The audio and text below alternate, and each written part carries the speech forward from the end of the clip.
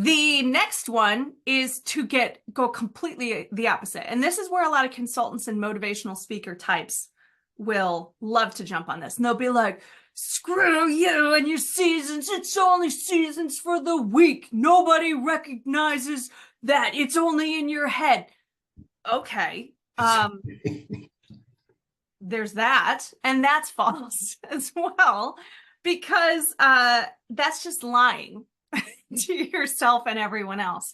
Now, the sentiment behind that is don't let it get you down, be aggressive and proactive and make a choice. But if they instead just led with that message as opposed to pretending that it doesn't exist, we'd be right on track. And that's where we're going to fall. We're going to fall in the middle. We're going to say we need to understand and recognize that this is a time period that is not the easiest.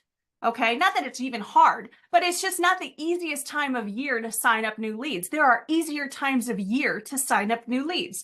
For example, like February, March is an easier time to sign up new leads. October, November is an easier time. Was that, are you in agreement with that? 100%. These are easier times to have more people interested in trying new things. I would say those 4 months for me are probably the most natural and easiest times of year. Fair? Agreed. Yeah. Okay. 100%. All right. So when we recognize certain months that are not as easy, December comes to mind.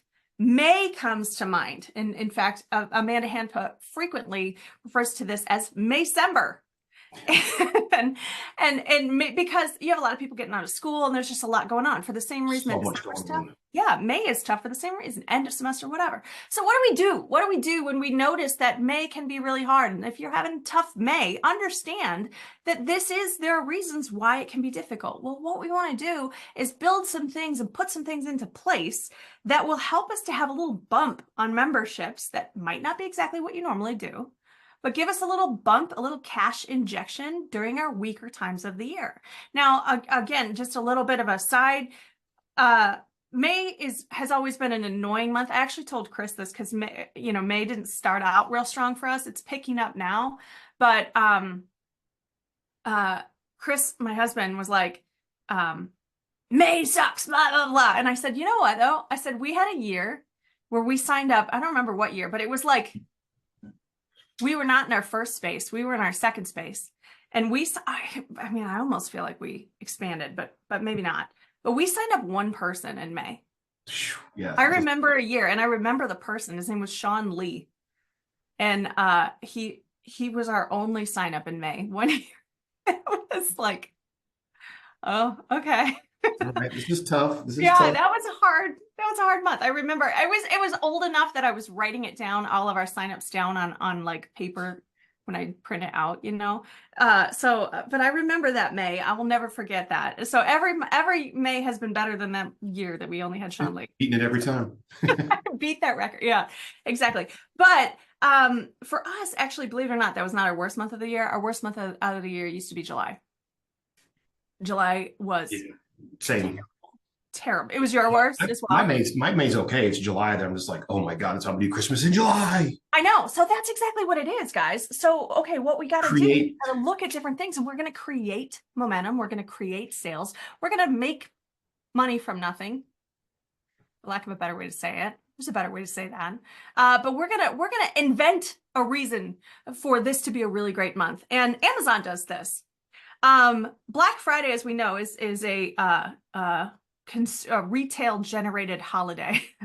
In an effort to get in the black for the year and before, whatever, with the Christmas season.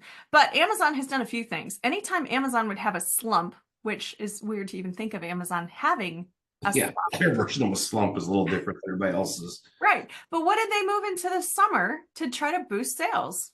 Prime Day. Prime Day. Prime Day is literally nothing except for them to decide that there's another Black Friday. Yeah, they're like, we need to make some money for the quarter. Yeah, and when is Prime Day? I don't remember off the top of my head. I want to say July. July. There we go. Okay. So July was their month, their worst month of the year. So what did they do? They're like, congratulations, here's Prime Day now.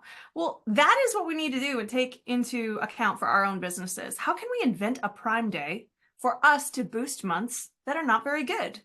Well, number one. Yeah, July, mid-July.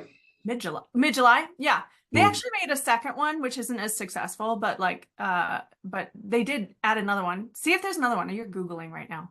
No, there's just that one, and Is then there? I thought they added a second prime time. they tried to add a second, But like, it didn't work. thing. Yeah, but the funny thing, it's always been consistent in July, and for all the nerds out there that like to track stock stuff like that, it's literally the start of Q3. So they're ramping up their Q3 numbers to look good when they report earnings. Guys, okay, watch this stuff. Watch this stuff. Now, you're not reporting earnings to anyone. All you have to do You know your numbers.